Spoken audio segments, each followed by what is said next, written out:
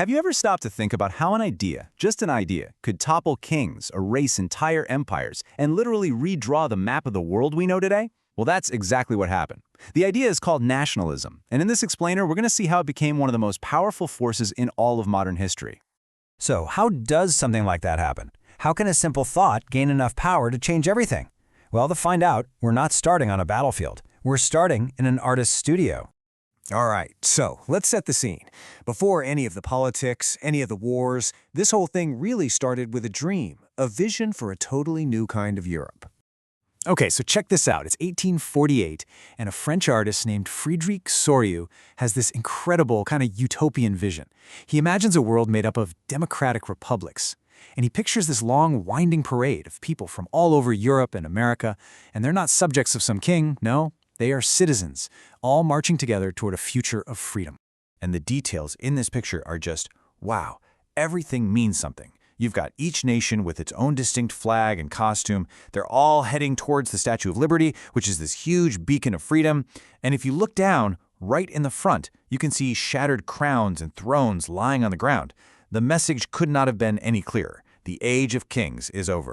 So what was that age of kings all about? Well, it was defined by this thing called absolutism. And it's pretty much what it sounds like, absolute, unchecked power for the monarch.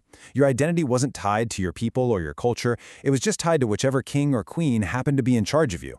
And this really gets to the heart of it all. It was a clash between two totally different ways of seeing the world. On one side, you have the old multinational empire, kind of like a patchwork quilt of different peoples with different languages, all just stitched together by their loyalty to one ruler.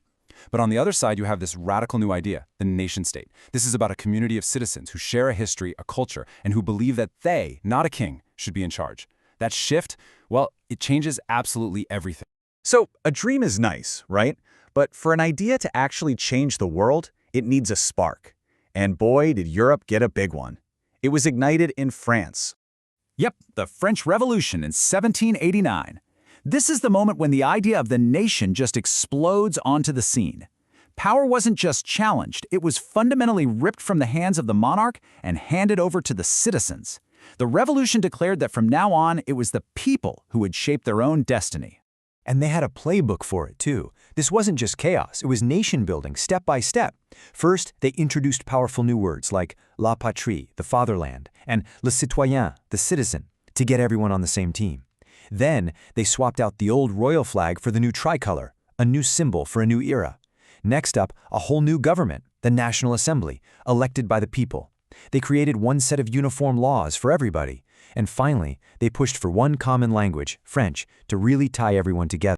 But here's the thing about ideas like this. They don't really respect borders. And this particular idea had a very famous and very complicated delivery man, Napoleon Bonaparte. He's this fascinating figure who both spread the revolution and at the same time was the reason so many other nations rose up against him. You see, as Napoleon's armies marched across Europe, they brought the Napoleonic Code with them. And you got to understand, for people living under centuries of old feudal rules, this was mind-blowing. Suddenly, everyone was equal before the law. It didn't matter if you were a peasant or a nobleman. Privileges based on birth? Gone.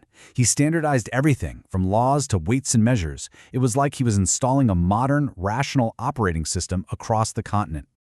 But, and this is a huge but, there was a dark side. Napoleon may have been exporting revolutionary ideas, but he also destroyed democracy in France and crowned himself emperor.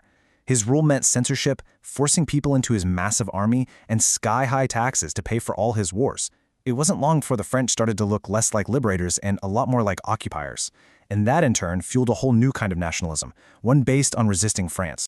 So, after Napoleon was finally defeated, the old powers of Europe, all the kings and emperors he'd been fighting, they all got together to try and put the revolutionary genie back in the bottle. The year is 1815. Napoleon has just lost for good at Waterloo. So the old guard, the rulers of Britain, Russia, Prussia, and Austria, they gather in Vienna. And their mission? It was simple and incredibly ambitious. They wanted to turn back the clock and pretend the French Revolution never even happened. Their whole philosophy was something called conservatism. Basically, they believed in tradition, the power of the monarchy, the power of the church, and they were deeply suspicious of any kind of rapid, explosive change, especially the kind they had just seen in France. This quote from the host of the meeting, Austrian Chancellor Duke Metternich, just perfectly captures their fear. He said, "When France sneezes, the rest of Europe catches cold." For these guys, liberty and nationalism weren't ideals, they were a dangerous disease spreading from France, and it threatened to destroy their entire world. So the restored monarchies cracked down. Hard. They were autocratic. They held all the power. They didn't tolerate any criticism, and they used massive censorship of newspapers, books, and plays to try and stamp out any mention of liberty or national rights. But as they were about to learn, you can't censor an idea whose time has come. In fact, the harder they pushed, the harder the nationalists pushed right back. Since they couldn't operate out in the open, the revolutionaries just went underground. Secret societies started popping up all over Europe, with the single goal of training revolutionaries and fighting to create new nation-states. So the repression didn't kill the idea, it just forced it to get organized in the shadows. And then, the dam began to break. The momentum was just building and building. In 1821, the Greeks rise up against the Ottoman Empire. By 1830, the people of France are back on the streets, overthrowing the very same king the conservatives had put back on the throne. And just 2 years after that, Greece is officially recognized as an independent nation. The idea wasn't just surviving anymore. It was. And what's really crucial here is who was leading this charge. This wasn't a peasant uprising or a power grab by nobles. This was the educated middle class, professors, teachers, merchants. These were the people who could read the revolutionary writings and had the ambition to want a new system, one that gave them a voice and a nation to call their own.